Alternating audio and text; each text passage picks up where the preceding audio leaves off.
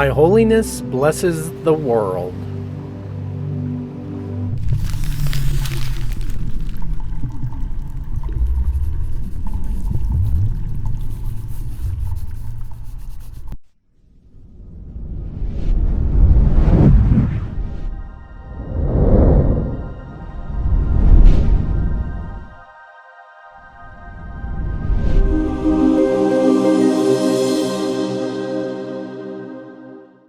Wow, this just told you the purpose of your existence in the world. Notice how you have no clue what that means. Yeah, it's an interesting thing because holiness is spelled wrong. That this entire time that it is actually the WHOLLEY.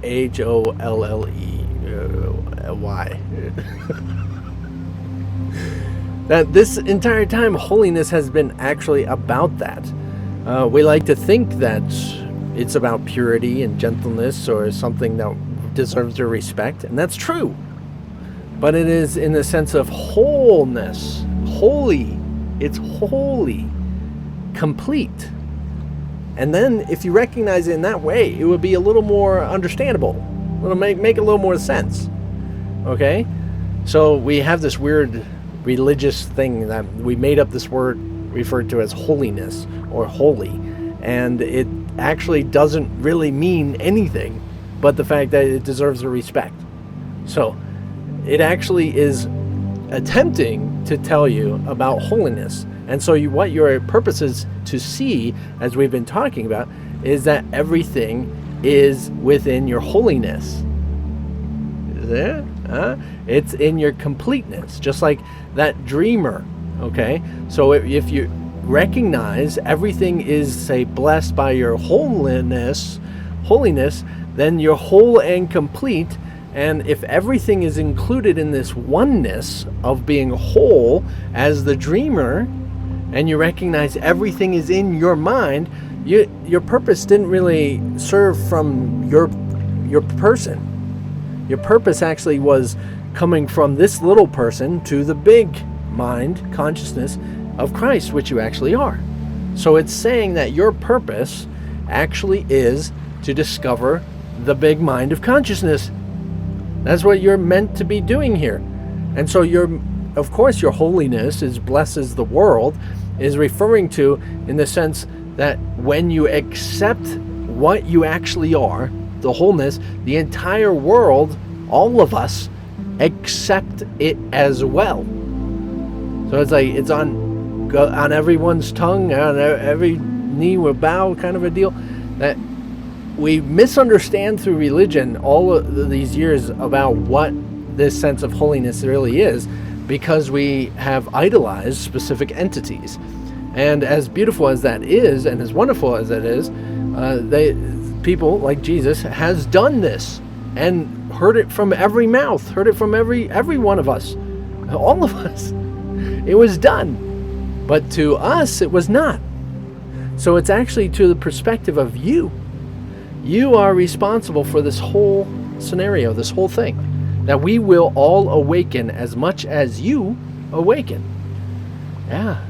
So the percentage of everything you see and everyone you see in the world, the percentage of stupidity you see is a percentage of a stupidity within your psyche that you believe you have. The percentage of holiness or awakeness you have in your mind, you will see that percentage of population of people in that same sense of awakeness or discovering it. It's pretty amazing that this goes with everything. The amount of angry people is about how much anger you have in your mind. So even though I point at the brain, it's not really about that. It's actually about the dreamer, right? So in that dreamer aspect, when we recognize that, there must be some anger in the dreamer's mind if there's angry people.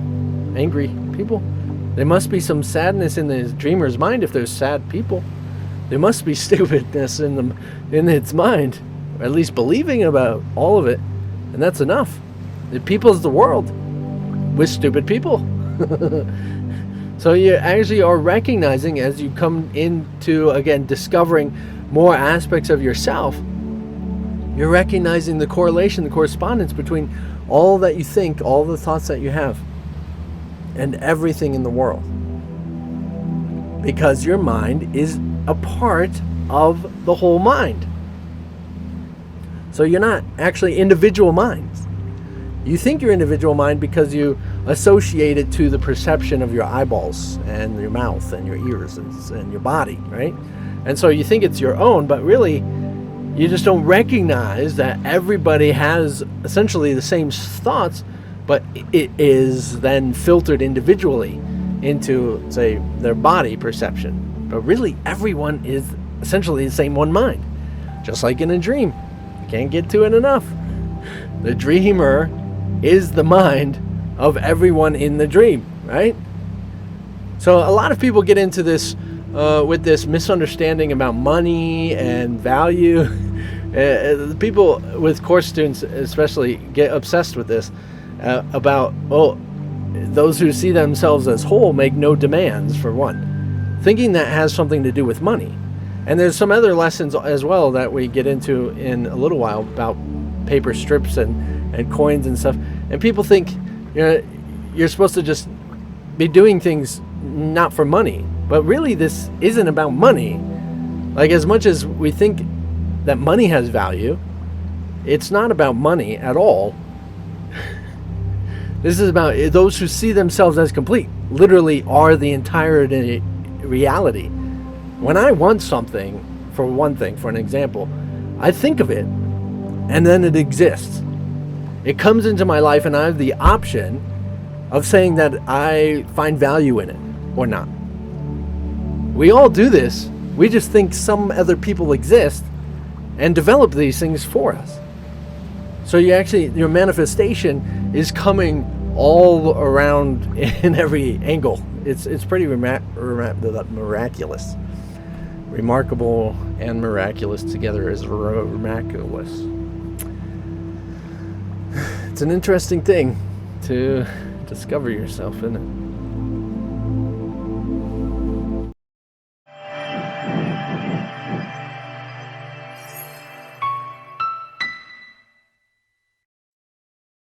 So that payment is what they're referring to isn't about money.